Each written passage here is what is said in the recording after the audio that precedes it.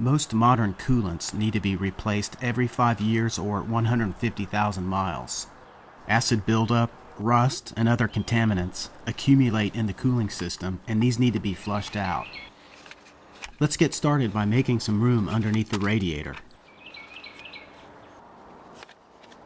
The air dam is fastened into place by these 4 push-pin clips.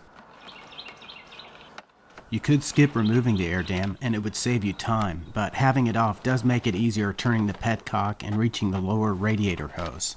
So do what you want, it is an added step though. Now we can see the radiator. It's behind the AC condenser with a fan shroud attached to it and 2 radiator hoses.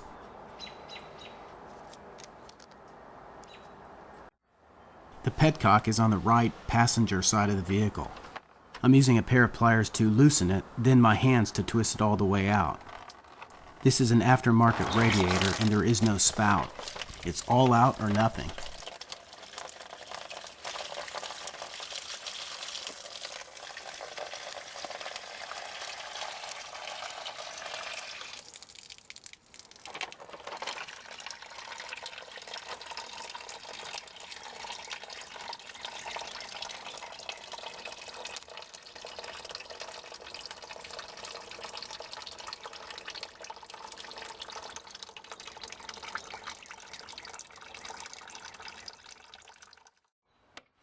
I'll be pouring all the old coolant back into plastic jugs for recycling later on. We need to make some workspace up above in the engine compartment. To get to the upper radiator hose, I'm removing the air duct. Undo the 4 clips on the airbox, the air hose, and the clamp around the throttle body. Then lift the duct out of the way. This is the air resonator box. It's held into place by 1 push pin.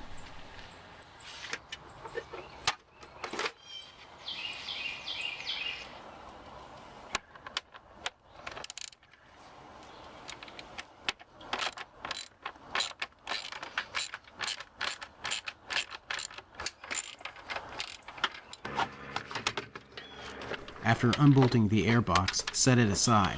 We need that room to access the upper radiator hose.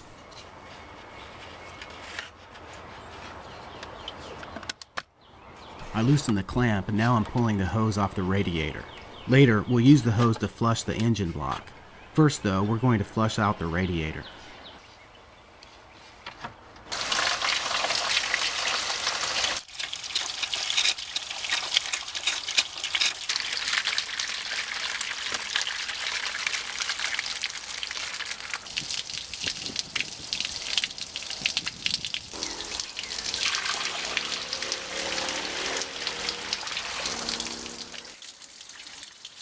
I'm letting the hose run for about 5 minutes in order to flush the radiator.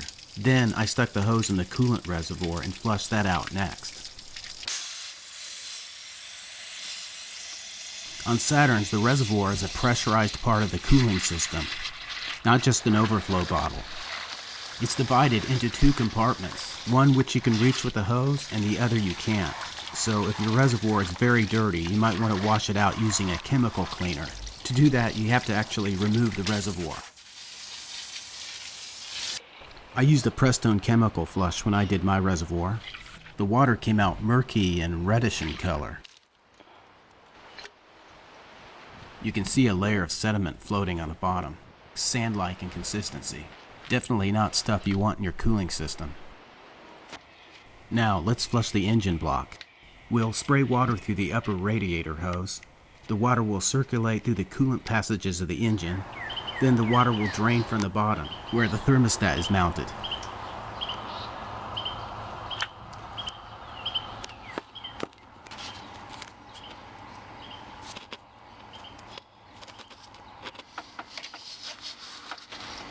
I loosened the clamp, and now I'm pulling the hose off the thermostat housing.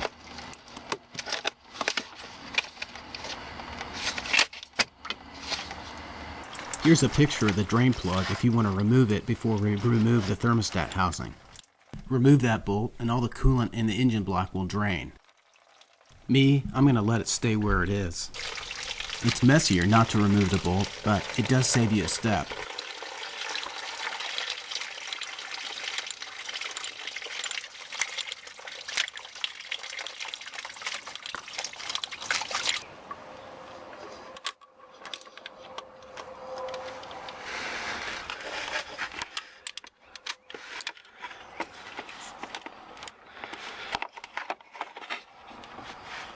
With the thermostat removed, we can spray water through the engine block.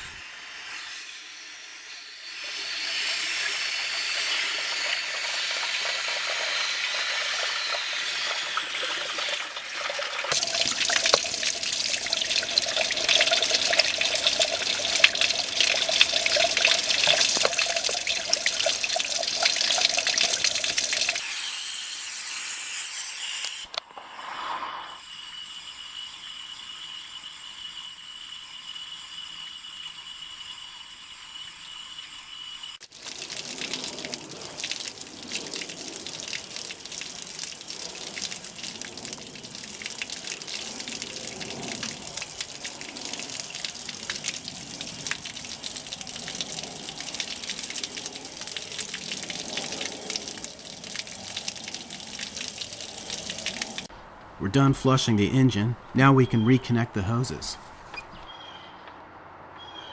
Tighten the clamp. Replace the petcock. Screw the housing back into place.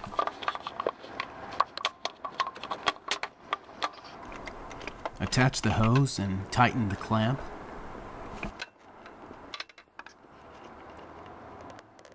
Now that the clamps are backed off a bit, we can work from above and pull the hoses off the pipes.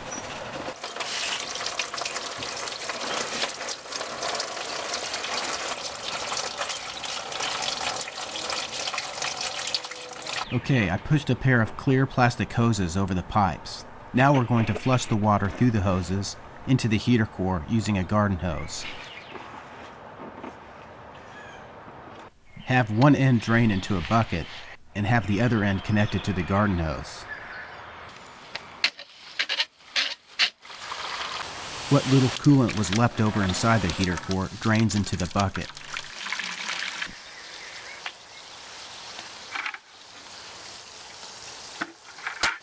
Meanwhile, water is circulating through the heater core, driving out rust and sediment. The core is located underneath the dashboard and it looks like a miniature radiator. An electric fan blows air over the surface of the core, and this warms the inside of the car.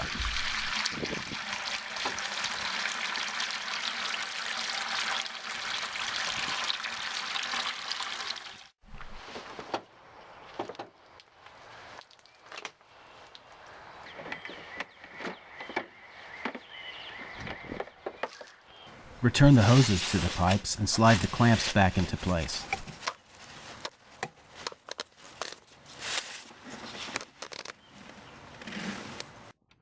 Put the snorkel back in place.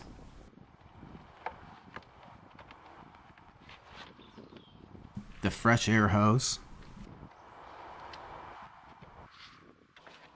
Now we can begin the refilling process.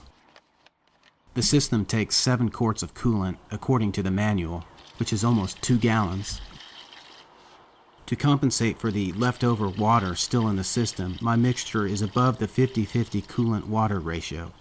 It's more like 70% coolant, 30% distilled water.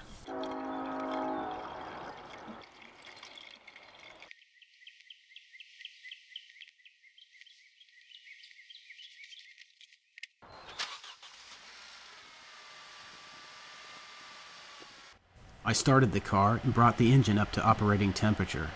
That's midway on the temperature gauge. And that means the thermostat is fully open. The reservoir is about quarter filled, but I don't want to top it off just yet. I want to bleed the air out of the cooling system first, giving the water pump time to circulate the coolant. Wait until the bubbles stop rising into the reservoir before filling to the maximum capacity line, or else the reservoir will overflow and it will be a mess. After about 5 minutes, the system was done bleeding and I could top it off.